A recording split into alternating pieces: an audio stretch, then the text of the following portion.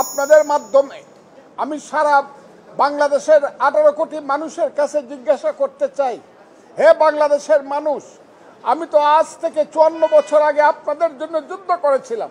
আজকে যে সন্তানেরা আমার বিরুদ্ধে স্লোগান দাও, তোমাদের জন্য একটা স্বাধীন দেশ সৃষ্টি করার জন্য আমি যুদ্ধ করেছিলাম।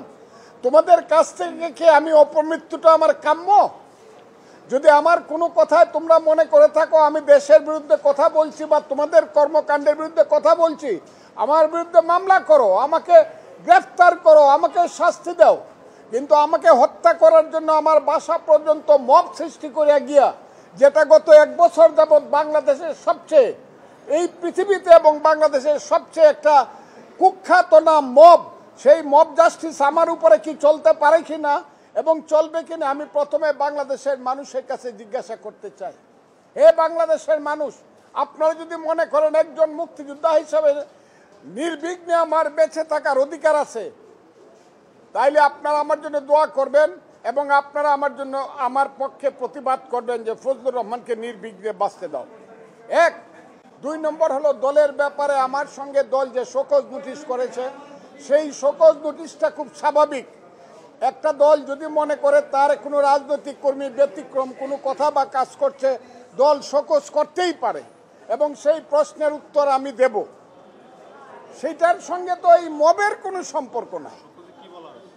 কাজে আমি আপনাদেরকে বলতেছি, সব কিছু মিলিয়ে আপনাদের মাধ্যমে আমি দেশের মানুষ, আমি আইন শৃঙ্খলা রক্ষাকারী বাহিনী, নিরাপত্তা বাহিনী, সবার কাছে আমি আহ্বান করতেছি, আপনারা আমার ফান্ডামেন্টাল রাইট, মৌলিক অধিকার এবং আমার সন্তানদের বেঁচে থাকার অধিকার, আমার স্ত্রীর বেঁচে থাকার অধিকার আপনারা দয়া করে নিশ্চিত করুন।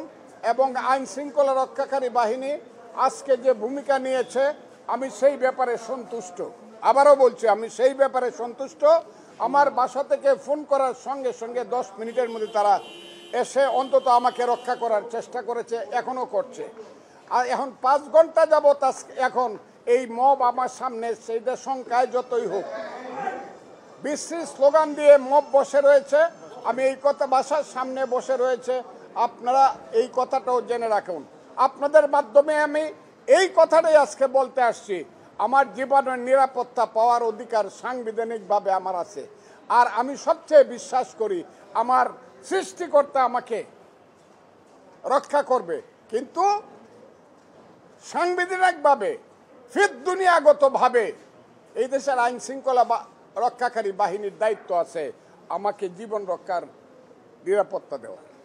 এই কথাটা বলার জন্য আমি আপনাদের